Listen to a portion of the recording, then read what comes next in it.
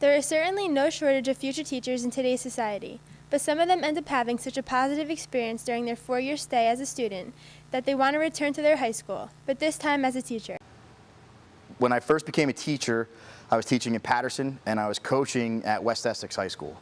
And honestly did not think that I would be back at PV anytime soon until one day a phone call came my way and an opportunity presented itself, and absolutely I jumped on it first chance that I could.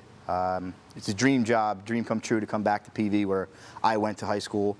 I still live in town, so I'm very much a part of the community, and I'm real happy to be here. I did not expect to be here, but I'm very happy that it worked out this way.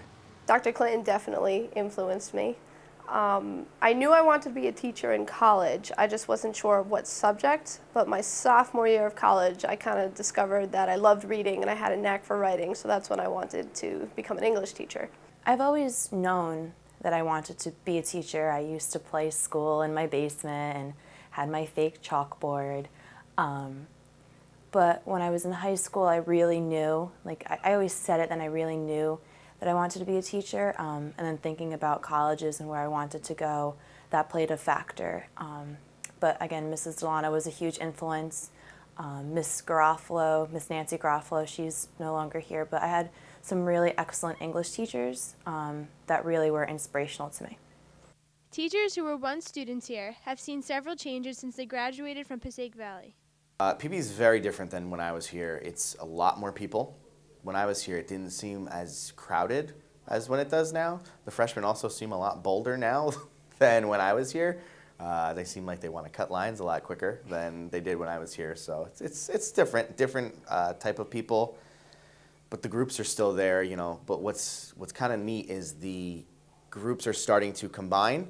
I'm not seeing a definite line between, okay, say the cheerleaders and the band and the football players and the drama people. I see more of a blurring of the lines. This person is doing a little bit of this and this person's doing a little bit of this. So I find that really cool that that's starting to happen a little more. PV, I mean, all in all, I don't think it's changed very much. The student body is a lot bigger now than when I was here. I had a very small graduating senior class, and now with the incoming freshman class this year, there's a lot more bodies in the building. So that's really one of the big noticeable changes. There are a few more sports teams and more clubs than when I was here, but other than those small changes, nothing too significant. There are a high percentage of students who became teachers in Passaic Valley because of the great impact former teachers had on them.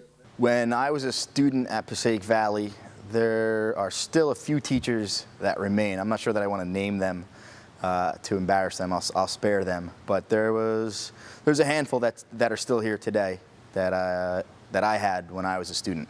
Not many. Those numbers are kind of falling down as people retire and I get older myself. Yes, I do have teachers that still work here. Dr. Clinton, she was my English teacher, and she was also my first-year mentor here. Ms. Bednarski, who is now my supervisor.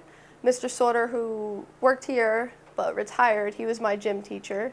Dr. Gigano was also here, and Ms. Weber, she was my teacher as well. The wonderful thing is that a current Passaic Valley student aspiring to be a teacher may very well end up teaching at Passaic Valley, just like so many are today.